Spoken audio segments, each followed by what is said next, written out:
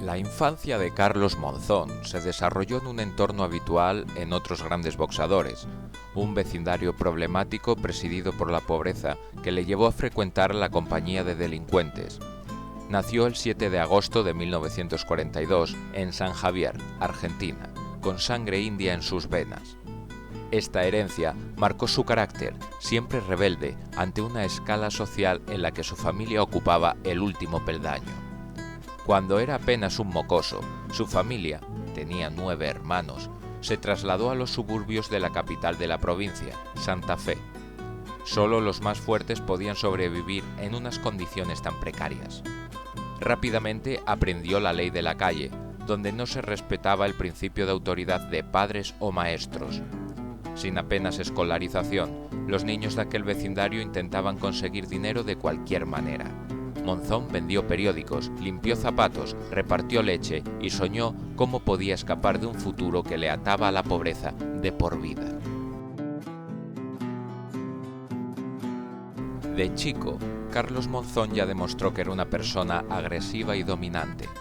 Fue encarcelado por iniciar una pelea durante un partido de fútbol y en otra ocasión por un alboroto en un autobús. Su vida parecía una carrera sin freno hacia la autodestrucción. Como otros campeones en el pasado, Monzón encontró una salida en el boxeo. Disputó su primer combate con 16 años como peso ligero, liviano, en Argentina, y pronto llamó la atención por sus condiciones innatas. Ganó 73 de sus 87 peleas como aficionado. No conquistó ningún título importante, pero el promotor Amílcar Brusa se dio cuenta de que su estilo, resumido en la frase «no se hacen prisioneros», sería más apreciado en el boxeo profesional que en el aficionado. Monzón tenía una prometedora carrera ante sí, pero no pudo eludir la llamada de las calles. Acosado por la policía por proxeneta, se ocultó en Brasil hasta que las cosas se calmaron. Monzón comenzó su carrera profesional derrotando por KO a Ramón Montenegro el 6 de febrero de 1963 en apenas 2 asaltos. Fue la primera de sus 60 victorias antes del límite. En su siguiente combate, contra Albino Verón, no estuvo tan afortunado. El árbitro decidió dejar la pelea sin decisión, antes de que los dos púgiles acabaran el primer asalto. Un par de semanas más tarde, el 9 de abril, Monzón vengó esta afrenta ante Verón, a quien noqueó en el segundo asalto. Normalmente, los púgiles sudamericanos debían pasar un periodo de transición antes de entrar en las listas de los aspirantes a un título importante. Monzón consiguió esa condición en apenas 6 meses, pero también sufrió su primera derrota. Fue en agosto de 1963, cuando un púgil más veterano, Antonio Aguilar, le venció por puntos tras los 10 asaltos. Esa derrota le sirvió para demostrar que era capaz de aguantar a los mejores.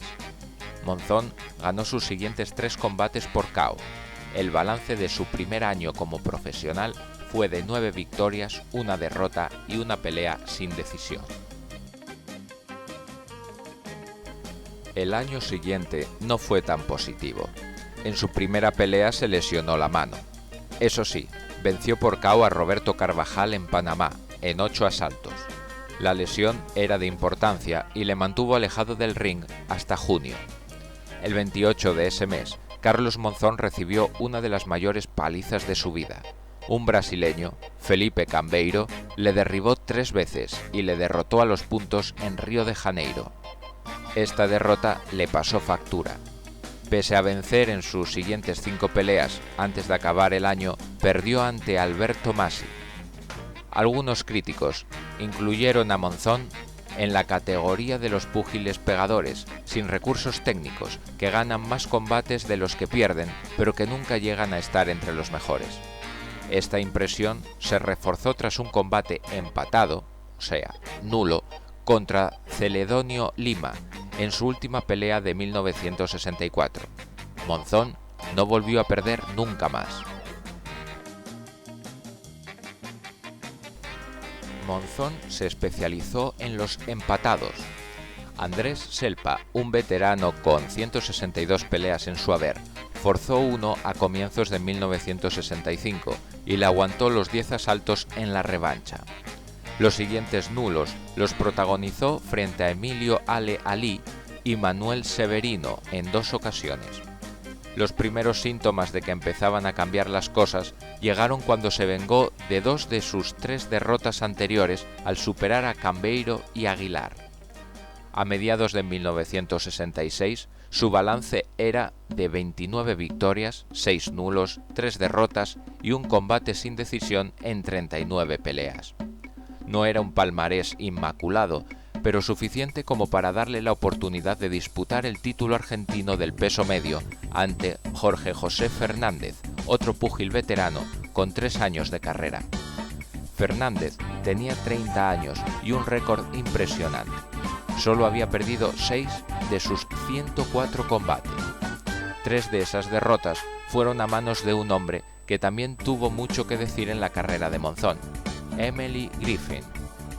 En las primeras 2 ocasiones, Fernández aguantó los 10 asaltos a Griffin en Nueva York y en la tercera perdió con gran polémica en Las Vegas, donde intentó arrebatar al estadounidense el título mundial del peso welter. En aquella pelea, Fernández recibió un golpe bajo en el transcurso del 9º asalto. Cayó a la lona retorciéndose de dolor y tocándose la ingle. La reglamentación del estado de Nevada no permitía la descalificación de un boxeador por este motivo, así que el árbitro dio tiempo al argentino para que se recuperara. Fernández no lo pudo hacer y se le consideró perdedor por KO técnico. Dolido por esta decisión, Fernández se pasó al peso medio. Todavía no se aceptaba en todo el mundo la nueva categoría de super welter y ganó sus 21 peleas antes de luchar contra Monzón. Esto no impresionó al joven púgil, que fue demasiado fuerte y duro para Fernández. Monzón le superó en 12 asaltos con sus demoledores jab de izquierda y con cruzados de derecha. La victoria de Monzón sobre Fernández debía haber abierto los ojos a muchos especialistas, pero algunos, sobre todo la prensa estadounidense, no se interesaban por lo que ocurría tan lejos de donde se disputaban los títulos mundiales. Para suerte de Monzón, Tito Lectoure, el promotor argentino más importante, volvió a los negocios. 10 victorias más y Carlos Monzón se enfrentó a su mayor desafío hasta la fecha, Bud Benny Briscoe. Se trataba de un púgil de Filadelfia que disputaba tan pocos combates que tenía que aumentar sus ingresos trabajando como basurero en la municipalidad. Los boxeadores de más prestigio no querían saber nada de Briscoe, especialmente después de que derrotó a George Benton en 10 asaltos en diciembre de 1966. Briscoe era un luchador de la vieja escuela, un pegador sin descanso que lanzaba ganchos de izquierda capaces de hacer crujir los huesos de su rival. Monzón era la respuesta adecuada a ese estilo, y los seguidores del argentino presenciaron una auténtica batalla sin cuartel durante 10 asaltos. Monzón recibió sin pestañear los golpes que le lanzaba el pegador más duro de la categoría, y los devolvió con creces. Más tarde, reconoció que nunca había acabado tan aturdido tras una pelea. El veredicto, empate, satisfizo a ambos púgiles. Un combate de revancha contra Briscoe hubiera supuesto el lanzamiento definitivo de la carrera de Monzón, pero no se celebró pese a los esfuerzos de Lectoure. Mientras esperaba su oportunidad, derrotó a Fernández, esta vez con el título sudamericano en juego, y coleccionó varias victorias sobre boxeadores de segunda fila. Más tarde, superó a Tito Marshall, que había conseguido algo impensable, una victoria a los puntos sobre Briscoe en Filadelfia, y se vengó de Alberto Massi, con lo que los 3 púgiles que en su día le habían derrotado ya conocían al verdadero Carlos Monzón. La frustración de no poder demostrar que era uno de los mejores boxeadores del mundo afectó al carácter inestable de Monzón.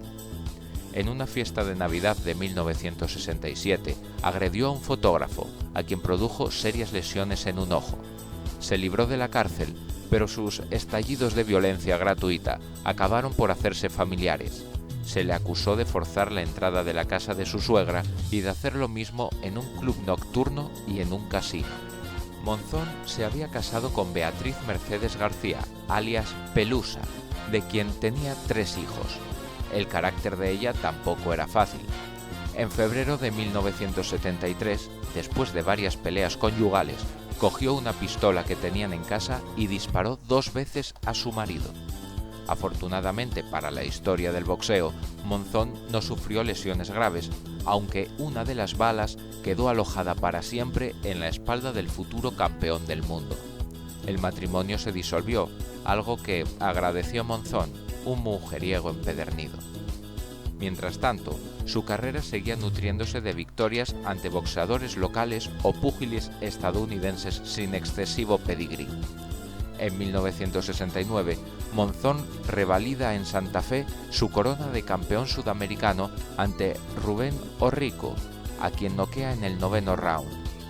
8 meses más tarde, se enfrenta a Tom Betea, la Gran Bomba, quien, haciendo honor a su apodo, sorprendería al campeón del mundo Nino Benvenuti en un combate sin título. Por esas mismas fechas, Benvenuti aceptó el desafío de Carlos Monzón y puso en juego el título mundial de los pesos medios. La pelea se celebró en Roma el 7 de noviembre de 1970. Era la primera vez que Monzón peleaba en Europa. Nunca olvidaría ese combate. Aunque Benvenuti se había vengado de Betea en una revancha disputada en Yugoslavia, el púgil italiano estaba en el final de su gloriosa carrera, en la que había llegado a ser campeón del mundo de los pesos super welter y medio. Tenía 32 años y solo había cosechado 4 derrotas en 87 peleas. También se impuso a Emily Griffin en sus duelos particulares por 2 victorias a 1. Los dos acabaron siendo tan amigos que cuando su hijo quiso aprender a boxear, Benvenuti lo envió a Nueva York bajo la tutela de Griffin. Parece increíble, pero pese a sus 80 combates, Monzón era un perfecto desconocido para el equipo de Benvenuti, tanto que consideraron la pelea como una defensa fácil para el campeón, que pensaba hacer frente a aspirantes sin categoría para mantener su corona unos años más. La pelea solo tuvo un dominador, Carlos Monzón. El argentino se hizo con el control del combate desde la campana inicial y nunca dejó que Benvenuti le inquietara. Los gritos de pasión de la multitud animaron a Benvenuti, que se defendió como un campeón, pero en esta ocasión el mejor era el aspirante. La resistencia del campeón se esfumó en el 11º asalto, cuando los golpes de izquierda y de derecha de Monzón le castigaron sin piedad. En el siguiente asalto, Monzón acorraló a Benvenuti en su rincón. Un gancho de izquierda seguido de un derechazo terrorífico a la cabeza supuso el punto y final. El campeón cayó de rodillas, con la cabeza contra el suelo. Hay un viejo dicho boxístico que afirma que el que cae de cara no vuelve a levantarse. El dicho se reveló cierto. Benvenuti no se levantó y el árbitro acabó la cuenta. Había empezado uno de los reinados más grandes en El reinado de Carlos Monzón como campeón del mundo comenzó con 3 victorias ante rivales insignificantes. Se trataba de combates para que Monzón se entrenara y ganara algún dinero antes de la revancha contra Nino Benvenuti, pactada para el 8 de mayo de 1971 en Montecarlo. Era el primer combate por un título mundial que se celebraba en el Principado de Mónaco y marcó el inicio de la relación entre Monzón y el lugar en el que realizó 3 de sus peleas más memorables, aunque la revancha contra Benvenuti no fue una de ellas. El veterano ex campeón no tenía nada que hacer ante un Monzón que le castigó sin piedad, derribándole 2 veces antes de que el manager de Benvenuti, Bruno Amaduzzi, lanzara la toalla en el tercer asalto. Benvenuti cayó en un estado de desesperación tras la pelea. Se había dado cuenta de que su carrera se había acabado con aquel resultado tan humillante. «Me quería morir», confesó más tarde.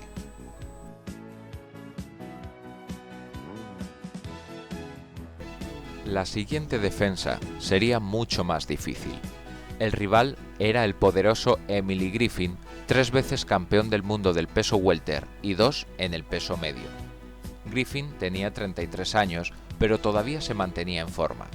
Había disputado 19 combates por el título mundial y era el peso medio con más experiencia al que se podía medir Monzón.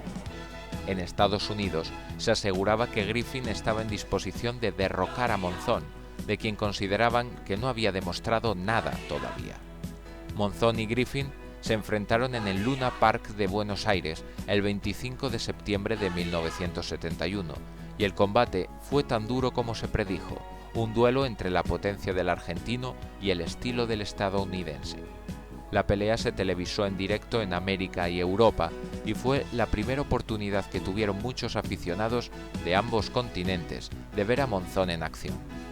Monzón tenía 29 años, 4 menos que Griffin, pero fue el púgil más veterano el que comenzó con más fuerza, acorralando al argentino contra las cuerdas y llegando con éxito con sus ganchos y golpes de derecha al cuerpo y la cabeza de su rival. El combate cambió de sentido a partir del 7º asalto, cuando Griffin empezó a mostrar síntomas de cansancio. 2 buenos derechazos y un uppercut de izquierda le obligaron a aminorar el ritmo para tomar aire. La pelea pertenecía por completo a Monzón.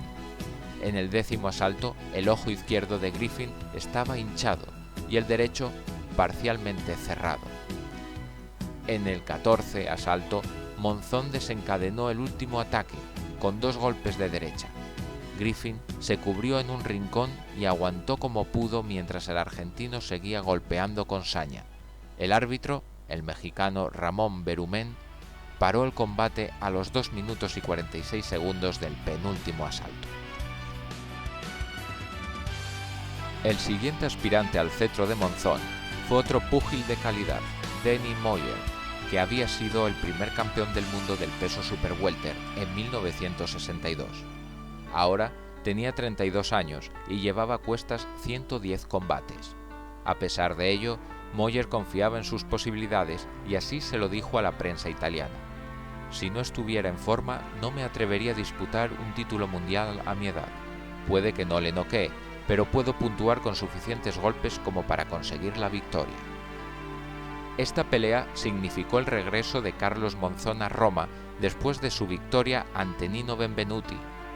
Monzón llegó a pensar en fijar su residencia en la capital italiana, pues consideraba que los aficionados transalpinos apreciaban su estilo como pocos. Moyer aguantó la embestida de Monzón en los primeros 4 asaltos y estuvo a punto de derribar al campeón con un durísimo golpe de derecha al final del tercero. En el quinto, Monzón demostró su superioridad e hizo que Moyer se apoyara sobre una de sus rodillas. El árbitro argentino, Lorenzo Fortunato, consideró ese percance como una caída y realizó la cuenta de 8. Cuando Monzón conectó otro de sus poderosos golpes de derecha, el árbitro decretó la victoria del campeón por KO técnico ante la estupefacción general. Tras Moyer, Monzón se enfrentó en el estadio Colombes de París al francés Jean-Claude Boutier, campeón de Europa. La recaudación supuso un nuevo récord para el boxeo francés. Los 2 boxeadores se castigaron duramente, pero fue Boutier, animado por su público, el que llevó la iniciativa la mayor parte del combate. Monzón atacó con su jab seguido de duros derechazos, uno de los cuales envió a Boutier a la lona en el 6º asalto. El deseo de victoria del francés le hizo levantarse y seguir su intercambio de golpes con Monzón, pero Boutier fue el primero en mostrar síntomas de fatiga, mientras el argentino seguía golpeando sin piedad. Súbitamente, en el 10º asalto, Boutier empezó a frotarse el ojo izquierdo. Se dirigió a su rincón, indicando que algo iba mal. El ojo estaba hinchado, pero parecía que no había peligro de una lesión mayor, y Boutier siguió peleando con decisión en el siguiente asalto. Monzón volvió al ataque en el 12º, al final del cual Boutier se retiró. Más tarde, el púgil francés explicó que Monzón le había metido involuntariamente el pulgar en el ojo y que en los 2 últimos asaltos no veía con claridad. Su victoria ante Boutier asentó definitivamente la fama de Monzón en Europa donde realizó su siguiente defensa del título. El promotor danés Mogens Palle le pagó $100.000 para pelear contra su compatriota Tom Bogs en el estadio de fútbol de Copenhague, con capacidad para 50.000 personas. Palle creía que Bogs tenía serias posibilidades de victoria. Esa creencia carecía de fundamento. Monzón aguantó sin problemas los ataques de Bogs en los 2 primeros asaltos y después pasó a destrozarlo. Los derechazos del argentino hicieron temblar las piernas de Bogs en los asaltos tercero y cuarto. El danés resistió con valor, pero su derrota era solo cuestión de tiempo.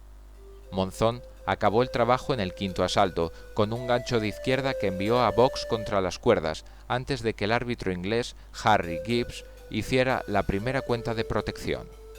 Un derechazo llevó a Bogs a sufrir otra cuenta de protección, y cuando el danés cayó por tercera vez, Gibbs decidió no seguir con aquel espectáculo y le envió a su esquina. Monzón criticó la forma en que Gibbs había llevado el combate. El referí tendría que haber parado la pelea la segunda vez que lo tiré. El danés estaba acabado, pero mientras estuviera parado adelante mío, yo le iba a seguir pegando.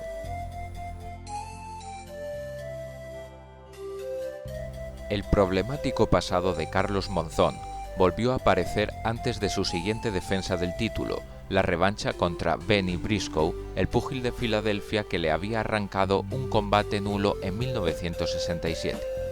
Una semana antes de la pelea, el Tribunal de Apelación de Buenos Aires obligó a Monzón a declarar por el ataque contra un fotógrafo en Santa Fe 5 años antes. El boxeador podía ser arrestado, pero su manager, Amílcar Brusa, convenció al tribunal para suspender toda acción judicial hasta después del combate. La pelea se celebró el día previsto y se transmitió por 200 cadenas de televisión en todo el planeta, la prueba de que Monzón se había consagrado como un campeón a escala mundial. En los primeros 2 asaltos, Monzón hizo buen uso de su jab de izquierda, pero en el tercero el campeón fue atrapado contra las cuerdas mientras Briscoe le castigaba el cuerpo. Algunos de los golpes del aspirante fueron excesivamente bajos, por lo que fue avisado. Monzón recuperó el control del combate en los siguientes asaltos, pero no pudo frenar los ataques a ráfagas de Briscoe. El aspirante parecía más fuerte que el campeón y casi ganó el combate en el 9º asalto. Un terrorífico derechazo de Briscoe envió a Monzón al rincón neutral. El campeón estaba aturdido y se abrazó a Briscoe siempre que pudo hasta que su cabeza se aclaró. Las rodillas de Monzón temblaron por un instante mientras los 2 púgiles se separaban. La campana le salvó del ataque final de Briscoe, que se encontraba tan fuerte que ni siquiera se sentó durante el minuto de descanso. Monzón demostró su rabia de campeón y sobrevivió a la crisis. Al final del 10º asalto volvía a superar a Briscoe, que pasó por momentos muy malos en el 13º. El estadounidense, con un corte en su hinchado ojo derecho, resistió en el 14º. En el último, los 2 luchadores se devolvieron golpe por golpe en 3 minutos que levantaron al público de sus asientos. Al final, los jueces dieron la victoria a Monzón por decisión unánime. También la vida privada de Monzón era más dura que nunca. Después de divorciarse de Beatriz García, Monzón entabló una relación con la actriz Susana Jiménez, con quien había coincidido durante su corta etapa como actor. Su relación fue tan difícil como la que tuvo con Beatriz. Rompieron en 1977 después de muchas peleas y reconciliaciones. Pese a todo, Monzón nunca dejaba que los problemas de su vida privada le afectaran en el ring. En la mañana del combate contra Roy Dale en Roma, en mayo de 1973, sin el título de por medio, Brusa le informó de que su hermano había fallecido durante un tiroteo en Argentina. Monzón asintió con la cabeza al conocer la noticia. Se deshizo de Dale en 5 asaltos y dijo: «Ahora sí, podemos ir a llorar por mi hermano». Al fácil triunfo sobre Dale le siguió un duro combate de revancha contra Emily Griffin. El haber llegado al final de los 15 asaltos en sus 2 últimas defensas levantó los primeros rumores. ¿Estaba Monzón en la recta final de su carrera? La revancha contra Jean-Claude Boutier aclaró poco las cosas. Boutier también aguantó los 15 asaltos a Monzón en el estadio de Roland Garros de París el 29 de septiembre de 1973. El campeón tuvo que sacar lo mejor de sí y derribó al francés en cada uno de los 3 asaltos finales, lo que le permitió obtener una victoria a los puntos por unanimidad.